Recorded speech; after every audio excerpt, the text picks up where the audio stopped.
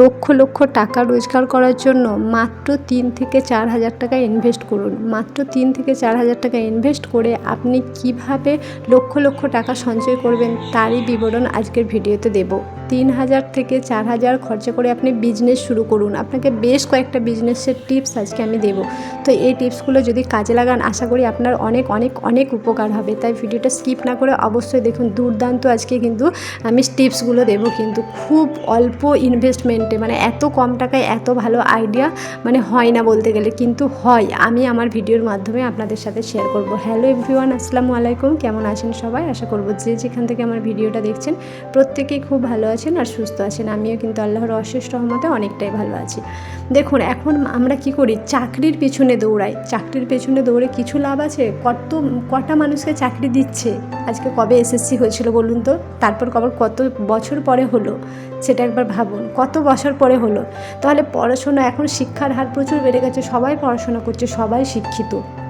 প্রতিটা ফ্যামিলিতে একটা মানে চাষি বাড়ি থেকে শুরু করে একদম হাইফাই বিশাল চাকরি র্যাঙ্কে আছে, মানে সেই বাড়ির মেয়ে পর্যন্ত কিন্তু এমএ, বিএ, বিএড, বিটেক মানে সমস্ত কিছু কোয়ালিফিকেশান নিয়ে বাড়িতে বসে আছে। কি পাচ্ছে তার জন্য? যুবসাথী।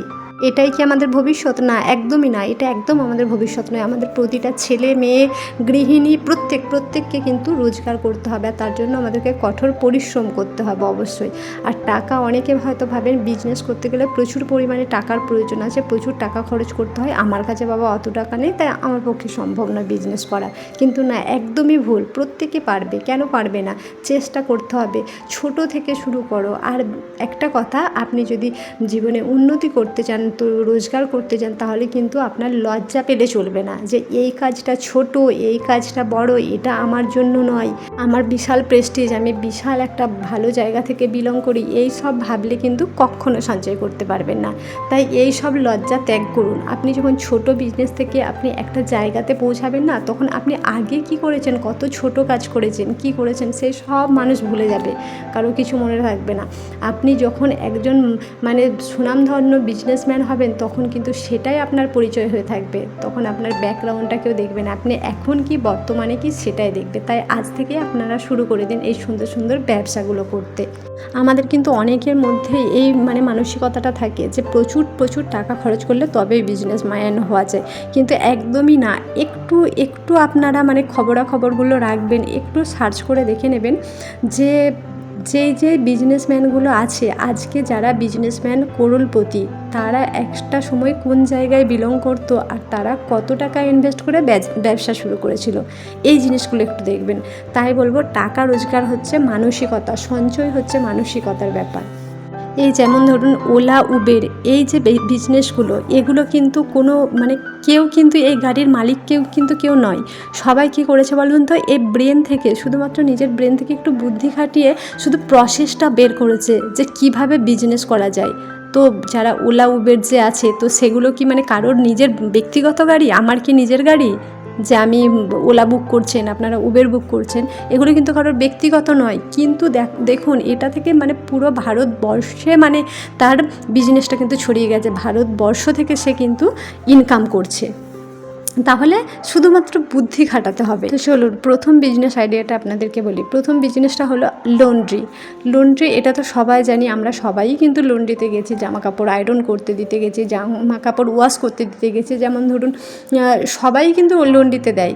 কেউ যাদের প্রচুর আর্থিক আছে তারা মানে নিজেদের ডেলি ওয়ারের জামা কাপড়গুলোও কিন্তু লন্ড্রিতে দিয়ে ধোয়ায়, কিন্তু যাদের নাই তারা, আমরা যেমন ধরুন যা আমাদের কোট বলুন বা কোনো দামি শাড়ি বলুন বা শীতের কোনো বস্ত্র যেগুলো খুব দামি সেগুলো কিন্তু আমরা লন্ড্রি থেকে ওয়াশ করাই।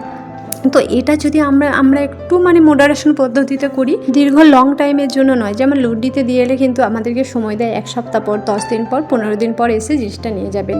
কিন্তু সেটা করলে হবে না, কারণ যুগের সাথে আমাদেরকে তাল দিয়ে আমরা একটা বিজনেসে দাঁড়াতে চাইলে আমাদেরকে অনেকটা কিন্তু বুদ্ধি খাটিয়ে আর পরিশ্রম করতে হবে। কি করতে হবে? আমরা আজকে নিলাম জিনিসটা, সকালে নিয়ে আমি ধুয়ে কেচে পরিষ্কার করে আয়রন করে বিকালে তাকে দিয়ে দিলাম। তাহলে কি হবে বলুন তো? আপনার বিজনেসটা কিন্তু চারিদিকে ছড়িয়ে পড়বে। এখনকার মানুষের ধৈর্য ধৈর্য কম।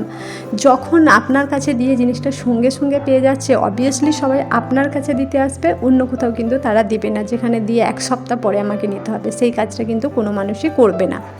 আর এর জন্য প্রয়োজন হলে আপনি কিছুদিন মানে কাজটা করার পরে একটা ওয়াশিং মেশিন নিতে পারেন। আপনি কিন্তু একটা 5,000 টাকাতে 7,000 টাকাতেও কিন্তু ওয়াশিং মেশিন পেয়ে যাবেন। তো এটা কিছুদিন কাজ করার পরে এটা করতে পারেন।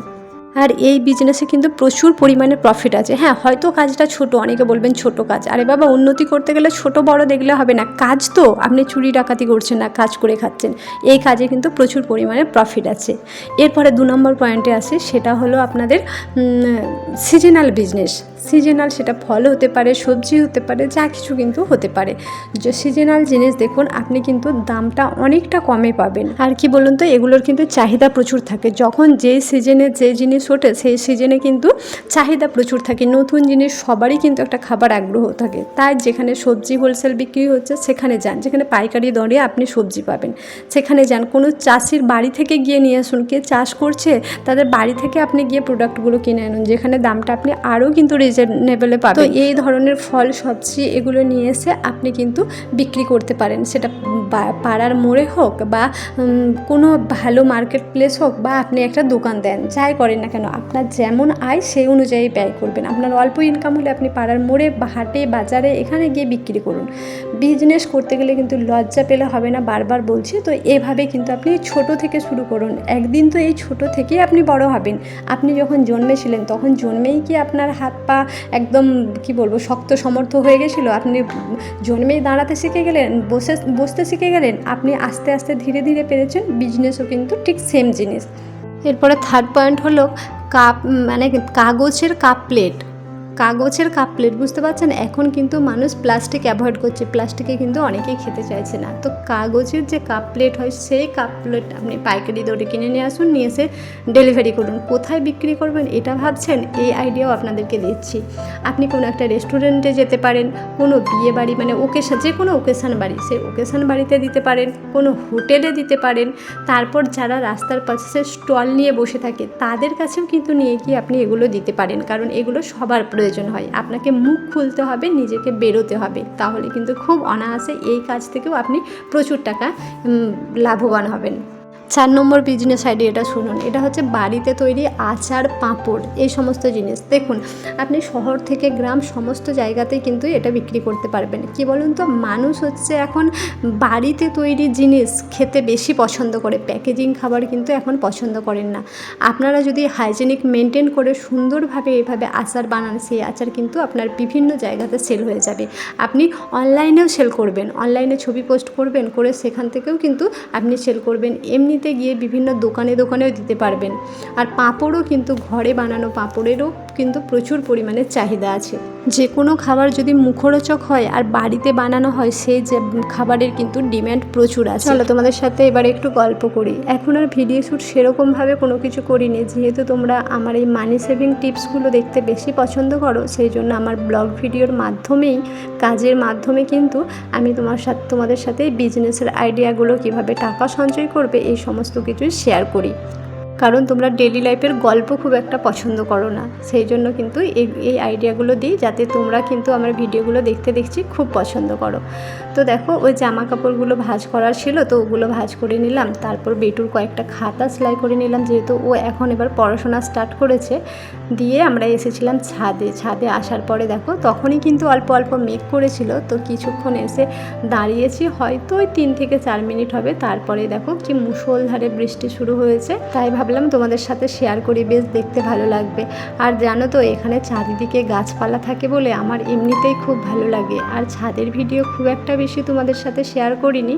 পাশে দেখলে তো একটা টালির বাড়ি আছে, এখনও পর্যন্ত টালির বাড়ি মানে আমাদের ওদিকে তো দেখাই যায় না, বলা গেলে একদম বলতে পারো যে বিলুপ্ত হয়ে গেছে। তো এখানে টালির বাড়ি দেখে সেই ছোট্টবেলার কথা খুব মনে পড়লো। জানো, ছোটোবেলায় আমাদের গ্রামে এরকম টালির বাড়ি প্রচুর দেখেছি।